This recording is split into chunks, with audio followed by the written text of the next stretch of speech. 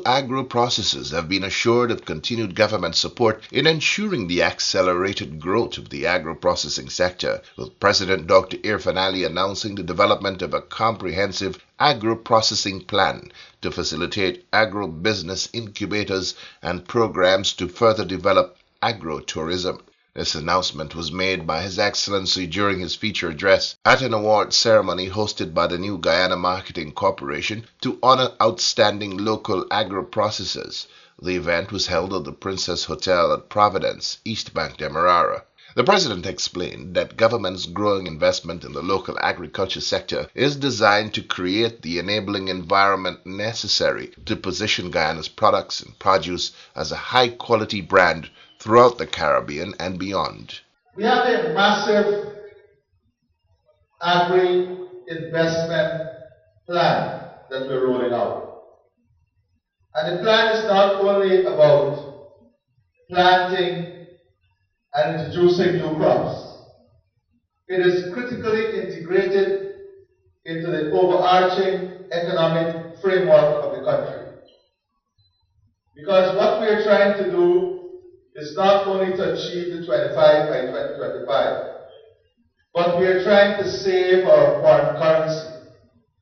In 3 product areas alone, by the time we get up to 2027, we will be saving more than $60 million that we will use for importation of key products.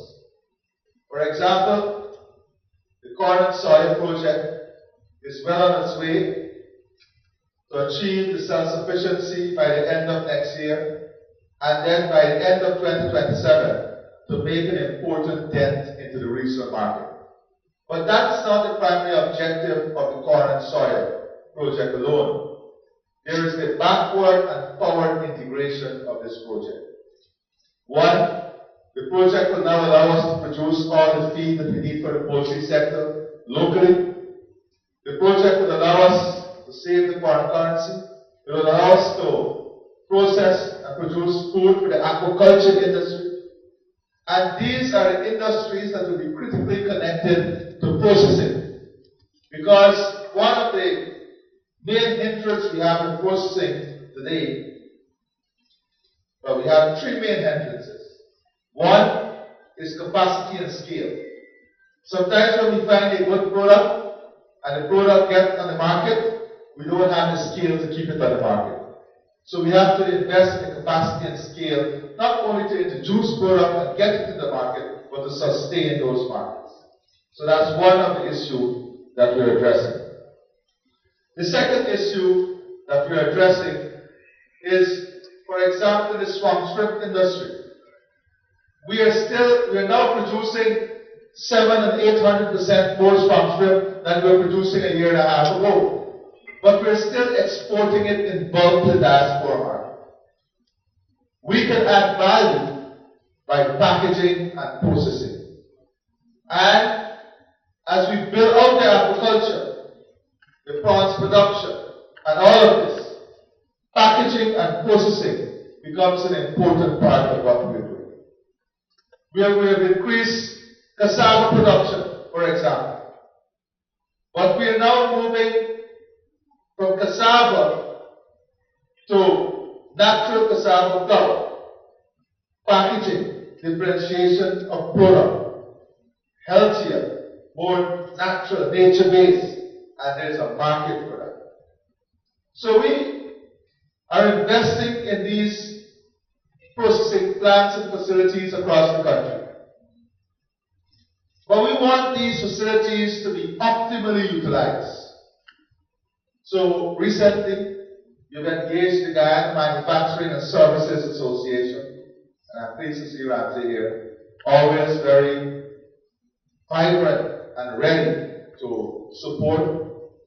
And we are working out a partnership through which we can invest to support the Guyana Manufacturing and Services Association, the businesses, because if we can build facilities that are internationally certified, it moves away from the bottom house operation into a facility that meets the certification requirement for the markets, then it helps us to do things at scale which reduce the cost. The Guyanese leaders said that once the overhead costs are minimized, then profitability goes up, a win for all concerned. President Ali told the attentive audience that over the next 2 to 3 years, financing will be centered on the establishment of agri-business incubators. For the agro processes to be successful, we have to be able to mobilize them under a common roof and provide them with technology, the knowledge, and the support services to allow them to be successful, to allow them to grow, and then to allow them to expand. And that is what we want. Develop these incubators that will enable you to grow your product, that will enable you to expand your product, that will enable you to improve your product. So, it is for this reason that I think this occasion is very important. We don't want to see agro producers, agro processors who are doing pepper sauce believe that they're competing against each other. So they're fighting against each other in the local market. We want to bring together those who are doing seasoning and pepper sauce at scale, and then let us have a common facility and target the regional and extra-regional market, while we work on the local market.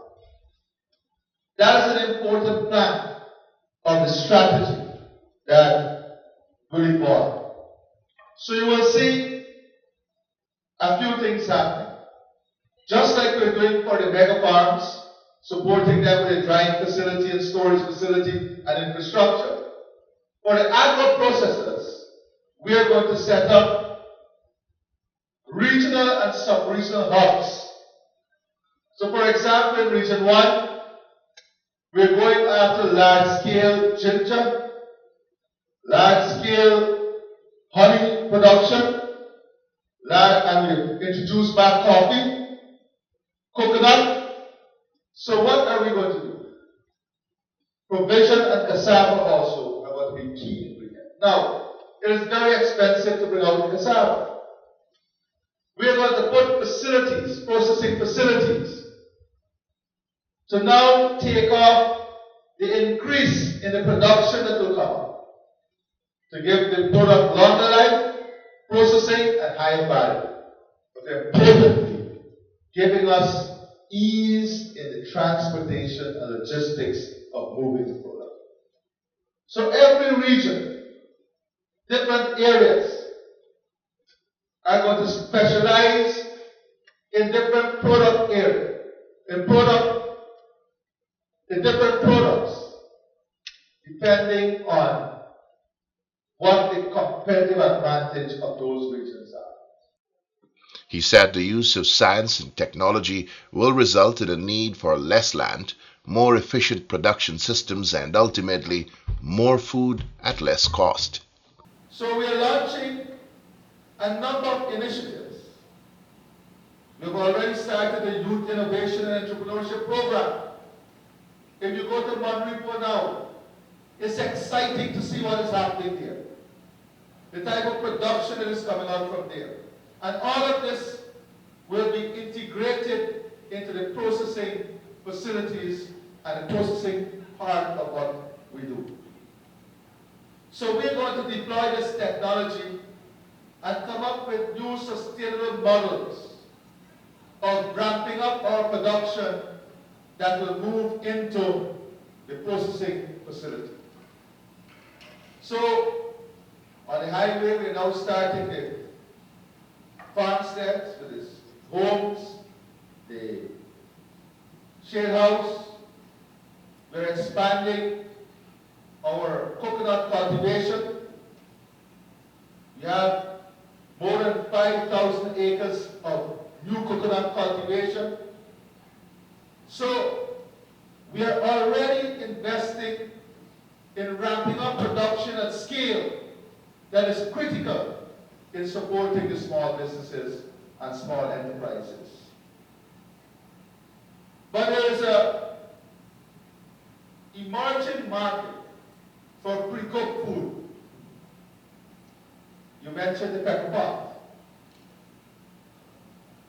But there is an emerging market because of how lifestyle is changing for pre-packaged and pre-cooked food.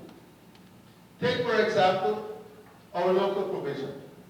Just imagine if we give the instructions, you have the eddos, the sweet potato, the cassava, the plantain, and the coconut milk, the powder, with the seasoning, packaged in one vacuum package, sold to diaspora. All you need to do is empty everything out of the pack into a bottled water, and you have your etem, or you have your soup, or something like that. And this is where we're going to invest in. We're going to invest in the technology to enable this. The cold storage, the vacuum packaging. So really, as the government embarks on this investment plan, it requires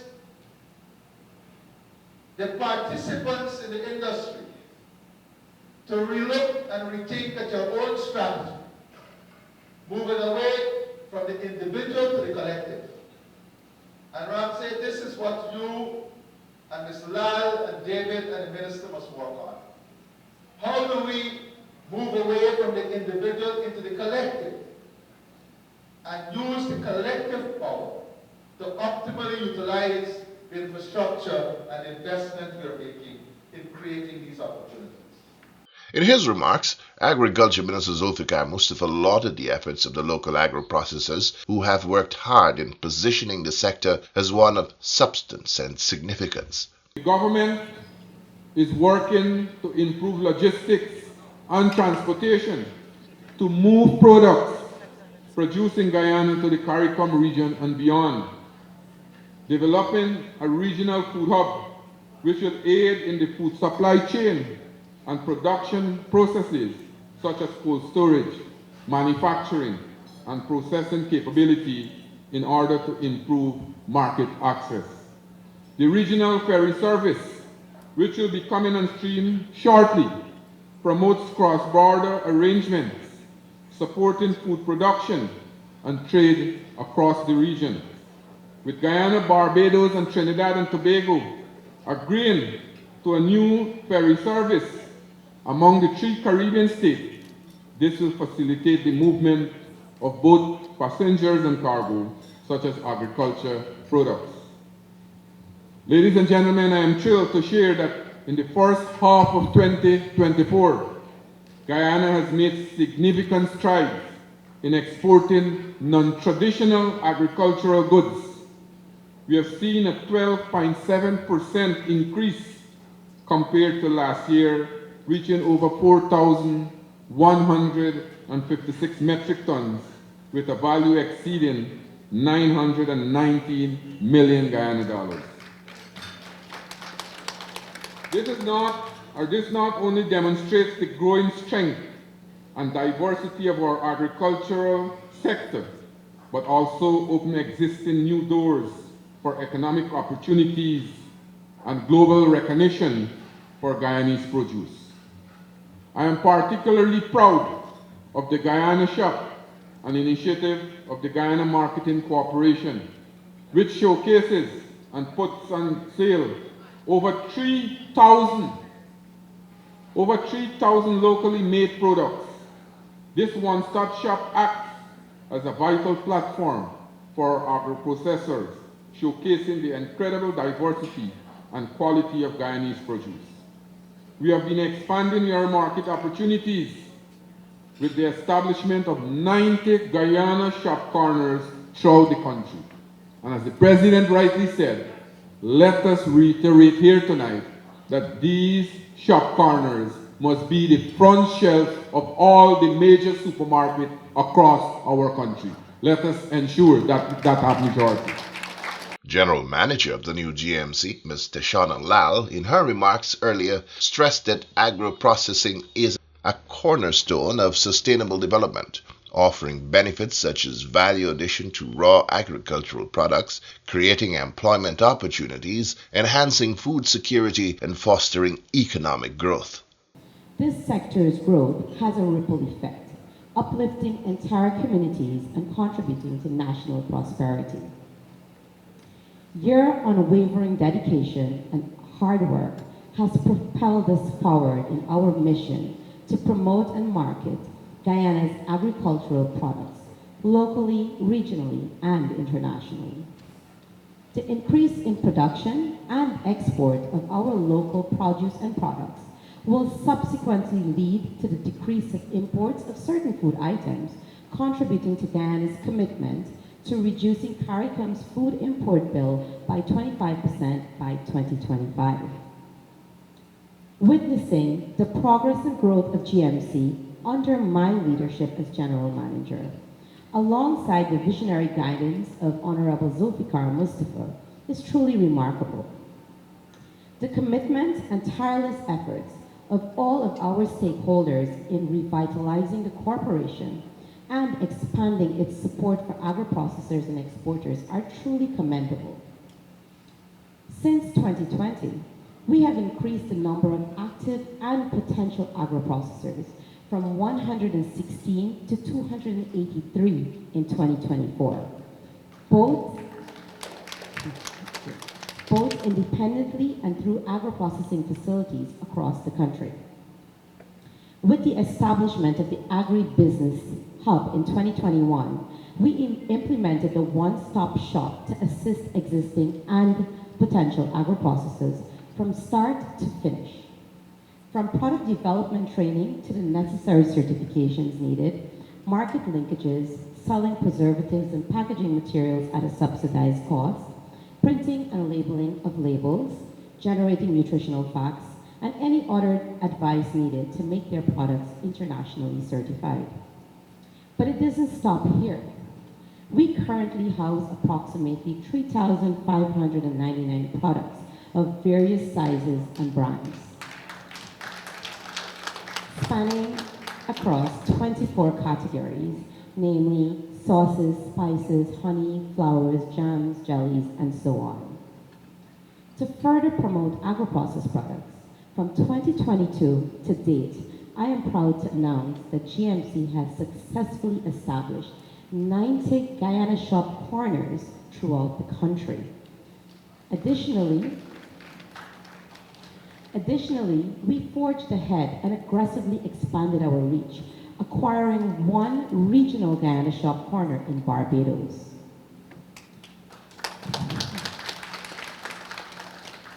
These corners have enabled agro-processors to access markets that would have been difficult to reach on their own.